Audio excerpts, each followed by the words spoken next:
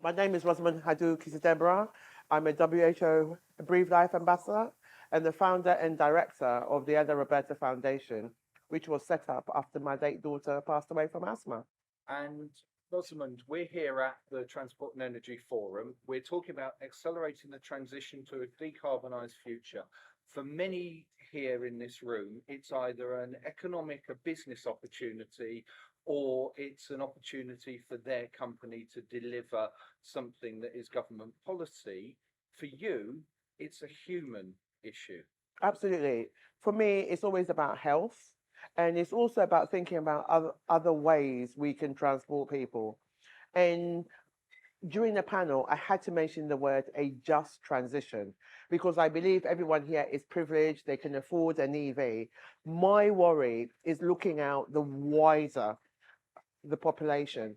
And when we talk about cost of living crisis, and when you look at the heat or eat people, I do worry, are they part of this transition we are going to? We know that public transport also has to play a major role in this, and the government need to invest in it. But also, there needs to be an acceptability that this is where we are going with electric vehicles.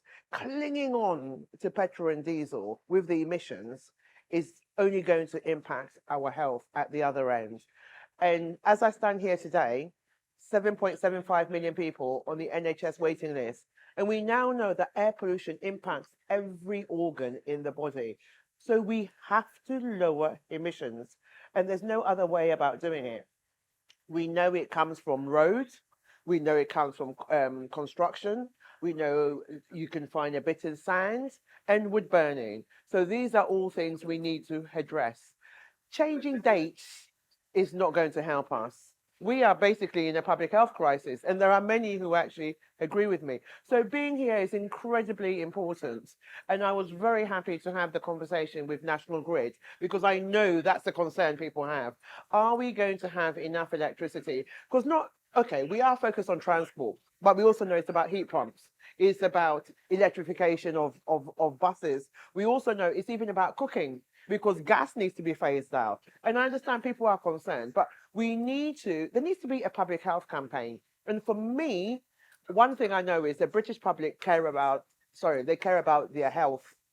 So I believe a public health campaign telling them why this change is necessary is incredibly important. I thought it was really interesting what you pointed out about the fact that the costs of the transition will be more than offset by the savings to the NHS. 100%. It's about 20 billion air pollution costing. It's not just, I think sometimes because I'm speaking, people think about death. It's not always about death. It's about the quality of people's life.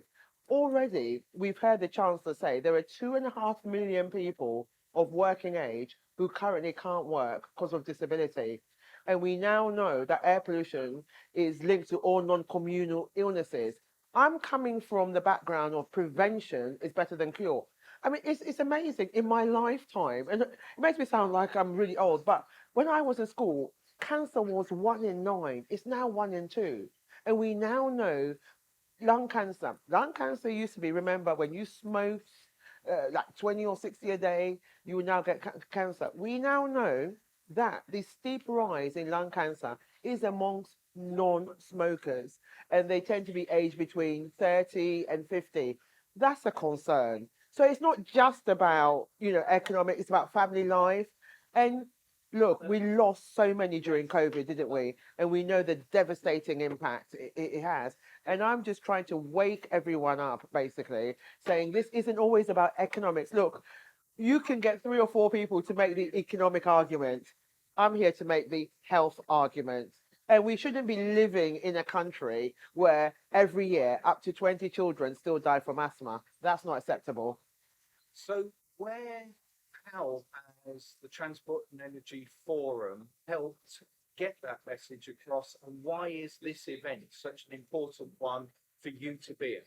They need to do more and they need to stop playing party politics. Look, the coroner was very clear. This isn't just a transport issue, it involves health. And people go, oh, okay, it involves economics. The chancellor needs to give money. It involves the environment. It's not just an environment issue or just a transport. They all need to work together. We all want the same thing, don't we? But it's trying to get everyone. And I am dismayed, I have to say it, and it's on camera, at the party politics involved. It is not necessary. This is something that needs to happen. It will benefit our country, and we all want a prosperous future. And message to the government again, they need to invest in public transport or active travel as well. EVs is only part of the solution. We all can't, there's already 38 million cars or vehicles on the road. You can't have everybody just swapping everything for EVs. And also, we do know about tyre and brake wear before someone sees it and starts going. We are well aware of it. It is still better than petrol and diesel, but there needs to be a just transition, and we need to bring everyone along with us.